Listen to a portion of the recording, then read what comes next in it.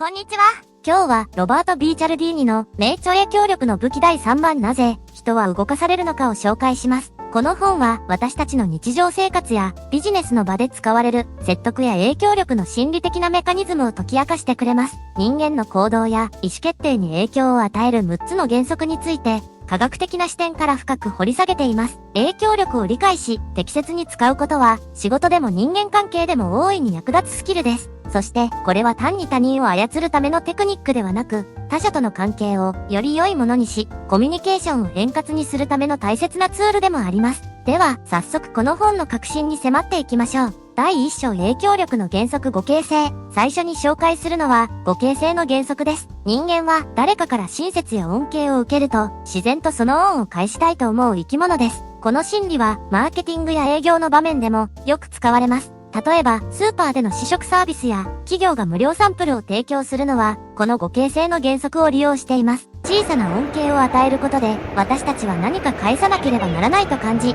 結果的に商品を購入する傾向が高まるのです。この原則は、日常生活でも頻繁に見られます。例えば、友人があなたに手助けをしてくれたとき、無意識に次は自分が助けてあげなきゃと感じたことはありませんか？この感覚こそが、互恵性の原則が私たちにどれほど深く根付いているかを示しています。視聴者の皆さんも自分がどのように互恵性の原則に影響を受けているか、日常生活を振り返ってみてください。もしかしたら、知らず知らずのうちに、この心理を利用して他人に影響を与えていることに気づくかもしれません。第2章影響力の原則コミットメントと一貫性。次に紹介するのは、コミットメントと一貫性の原則です。この原則は、人は一度何かを決めたり、約束したりすると、その決定に一貫性を持ちたいという欲求が強く働くというものです。例えば、一度この商品を買いますと、口に出していった場合、その後に気が変わっても、他者の目を気にして、やっぱりやめますとは言いにくくなります。この心理をうまく利用することで、ビジネスや人間関係において、大きな影響を与えることができます。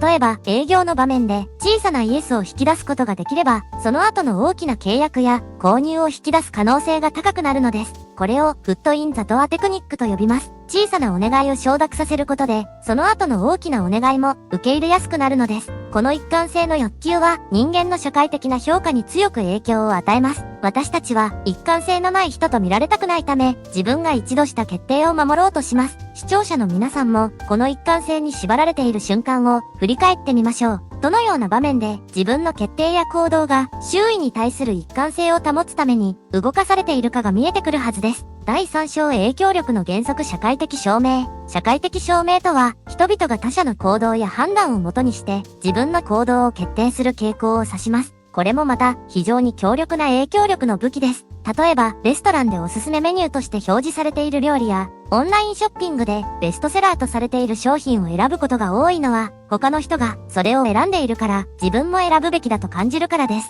特に不確実な状況において、人は他者の行動を手がかりにして、自分の選択が正しいかどうかを判断します。例えば、誰もがスマホを使っている時代に、まだスマホを持っていないのという言葉に影響を受けて、購入を決めることがあります。これは他の多くの人が同じ選択をしているという事実が、その選択の正当性を裏付けているように感じるからです。この社会的証明の原則を利用することで、私たちは周囲に対して効果的に影響を与えることができます。例えば、ビジネスにおいて多くの人がこのサービスを利用していますとアピールすることで、新たな顧客を引き寄せる効果が期待できるのです。第4章影響力の原則行為。次に紹介するのは行為の原則です。人は好きな人や信頼している人の影響を受けやすいという心理を持っています。このため、マーケティングや営業の場面では、信頼を築くことが非常に重要です。例えば、セールスパーソンが親切で感じが良いと、その人から商品を買いたいと感じやすくなります。この原則は、個人的な人間関係でも大いに影響します。例えば、誰かから何かを頼まれたとき、その人が自分にとって好感を持っている人物であれば、頼まれたことに対してイエスと答える可能性が高まります。この行為の原則は、信頼や友情がどれほど強力な影響を与えるかを示しています。視聴者の皆さんも自分がどのように行為によって動かされているかを振り返ってみてください。誰かが自分にとって魅力的に感じると、その人の意見に影響されやすくなることはありませんか？第5章影響力の原則権威。次に紹介するのは権威の原則です。私たちは権威ある人物や専門家からの情報に強く影響を受けます。これは医者や法律家などの専門家の意見に従う傾向が強いことからも明らかです。例えば、テレビやネットで、博士が推薦といったフレーズを目にしたことがあるかもしれません。私たちは、その肩書きや経験から、その人物が言っていることを信頼しやすいのです。この権威の原則は、企業やブランドのマーケティング戦略にも、頻繁に利用されています。専門家の意見を引用した広告や、有名人による商品推薦などが、その例です。権威のある人物からの承認があると、その商品やサービスに対する信頼感が大きく高まるのです。日常生活においても、権威ある人物のアドバイスに従うことで、私たちは安心感を得ます。しかし、視聴者の皆さんも、この権威の影響を意識的に見直してみましょう。果たしてその権威は、本当に信頼に値するものでしょうか？第6章影響力の原則希少性。最後に紹介するのは、希少性の原則です。私たちは、手に入りにくいものや、数が少ないものに対して、強く魅力を感じる傾向があります。例えば、限定品や期間限定というフレーズは、購買意欲を大きく刺激します。マーケティングでは、この希少性を使って、消費者の関心を引きつけ、商品を売り切る戦略がよく使われます。この希少性の原則は、物理的な商品だけでなく、情報やチャンスにも当てはまります。今しか手に入らないこの機会を逃すと、次はないと感じると、人は行動を急ぎます。例えば、セールの締め切り間際に、今すぐ購入しなければと焦る気持ちを感じたことがあるでしょう。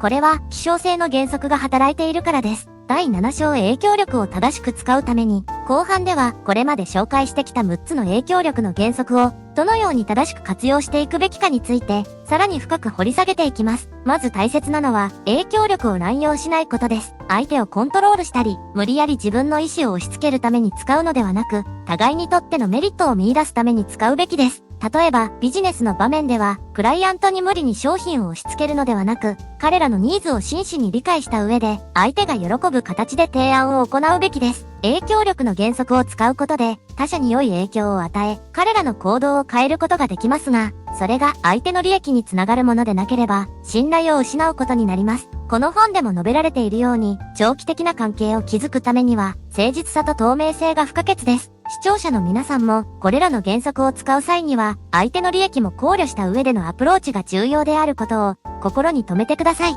第8章互恵性と感謝の関係。互恵性の原則に関して、さらに掘り下げると、この原則は、単にお互いのギブアンドテイクに限らず、感謝の気持ちをもとにした人間関係の強化にも役立ちます。感謝の気持ちは、私たちを結びつける強力な力です。この本では、感謝がどのように人間関係の中で重要な役割を果たしているかも詳しく述べられています。例えば、ある企業が顧客に対して感謝の気持ちを示すことで、その顧客はよりその企業に対して好意的になり、再度購入する可能性が高くなると言われています。この効果は実際のビジネスだけでなく、私たちの個人関係にも当てはまります。日常生活でも他人に対して感謝の気持ちを伝えることで、関係性が深まるのを感じることがあるでしょう。この互恵性を意識することで、より良い関係を築くためのコミュニケーションが取れるのです。第9章影響力と社会的証明の裏側。社会的証明の原則についても、後半でさらに詳しく説明されています。社会的証明は、特に私たちが不確実な状況に置かれた時に、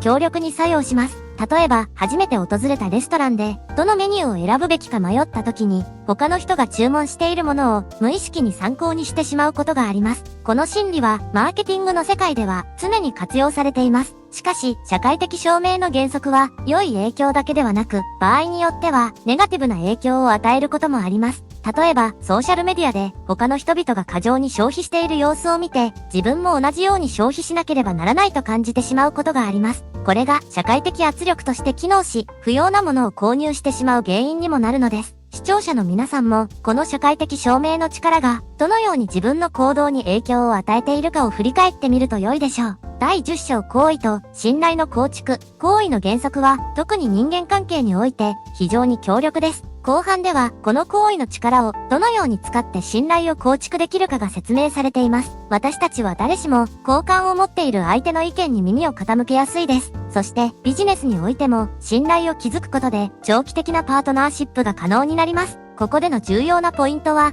行為を利用して相手を操作するのではなく、真の信頼関係を築くことです。例えば、セールスの場面で、お客様の悩みに真摯に耳を傾け、彼らが本当に必要としているものを提供する姿勢が、信頼につながります。このように他者に対する好意と信頼の積み重ねがより深い人間関係を築く鍵となるのです。視聴者の皆さんも日常生活や仕事の中で他人との関係を築く際にどのように好意を示して信頼を得ているかを意識してみると良いでしょう。第11章権威の影響とその限界。権威の原則についても後半で掘り下げられています。権威ある人物の意見や指導には大きな影響力がありますが、必ずしもそれが絶対的な正しさを意味するわけではありません。この章では権威に対して盲目的になりすぎないための警告も含まれています。私たちは時に専門家や有名人の意見に引き寄せられ、それを鵜呑みにしてしまうことがありますが、それが必ずしも最善の選択とは限りません。視聴者の皆さんにも権威ある情報に対しては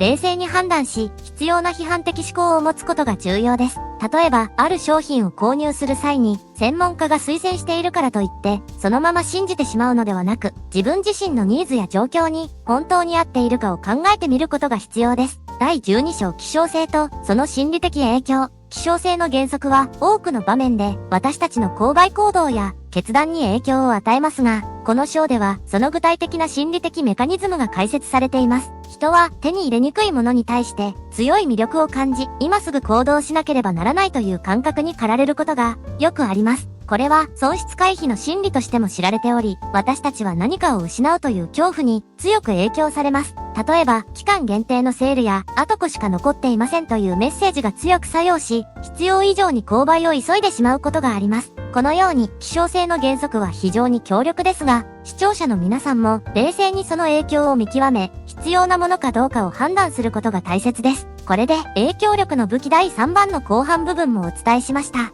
この本で紹介されている6つの影響力の原則は、私たちが日常的にどのように他者に影響を与え、また影響を受けているのかを深く理解するためのものです。これらの原則を学び、適切に使うことで、より良いコミュニケーションや人間関係を築くことができるでしょう。皆さんもこの本を手に取って影響力のメカニズムを学んでみませんか？下のリンクから購入できますので、ぜひチェックしてみてください。次回もお楽しみに。